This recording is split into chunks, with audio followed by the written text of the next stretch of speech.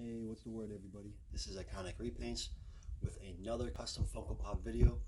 This time I'll be showing off one of my most unique and favorite customs that I've done so far, the Day of the Dead Ahsoka Tano.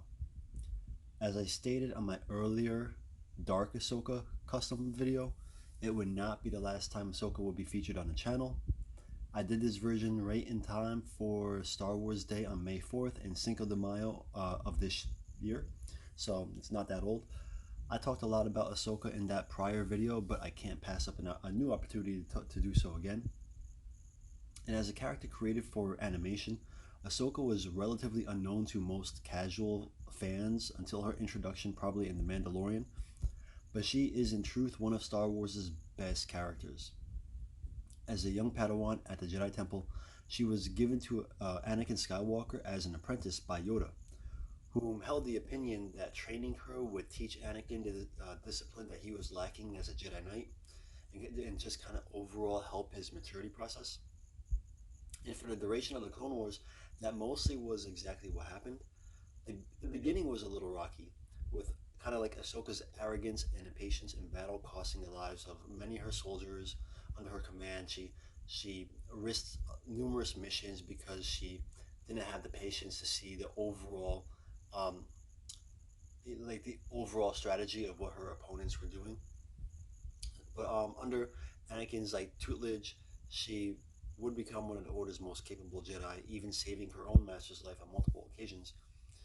Though when the Jedi refused to stand with her when she was framed for the bombing at the Jedi Temple, only Anakin believed in her. Unfortunately, even when proven innocent, Ahsoka refused to take her place back into the Order.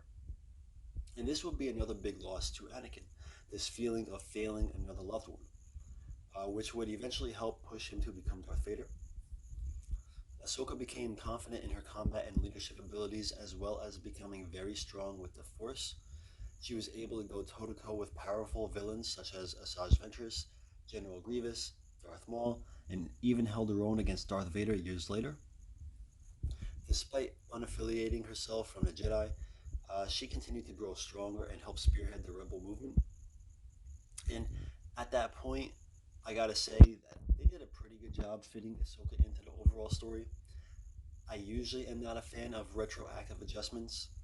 Even in this case, it will still always slightly irk me that Ahsoka was never mentioned in any of the old movies. And I know that doesn't really make sense because she obviously wasn't created yet. But going back and watching them, and all the conversations about the Jedi or other important characters who could help fight the Emperor, nobody ever mentions Ahsoka, even though we know now she was alive through all of it thanks to the Mandalorian. I mean, they do try to clean it up as best as possible. With Ahsoka kind of severing her connection to the Jedi, even refusing to train Baby Yoda, despite his potential.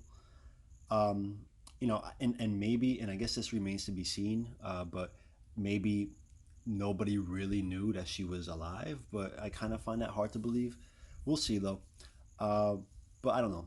Even Obi-Wan telling all these stories to Luke about his father during the Clone Wars, it just inevitably kind of seems like a void.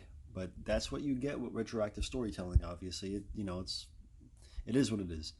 But point is, Star Wars is a lot better with Ahsoka than without her. Now, this being my second Ahsoka custom, and yes, I know I'm finally getting to the point of the video. I wanted to do something drastically different than the last. I always wanted to do a custom in the Day of the Dead fashion, due to the near limitless bold directions you could take. Also, it's a great chance to use colors that I normally would never really get to use.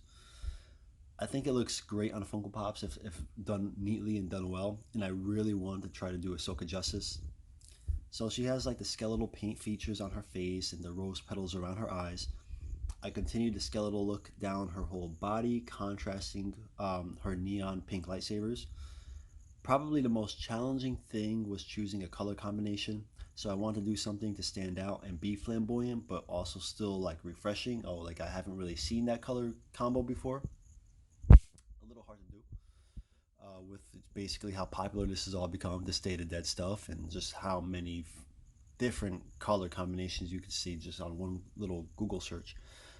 I looked at a lot of examples of Data Dead makeup, and I was pretty happy with the color combo I used. And to top it all off, I threw on some crystals around the eyes to really add some flair. So this is where I'll put you guys out of your misery.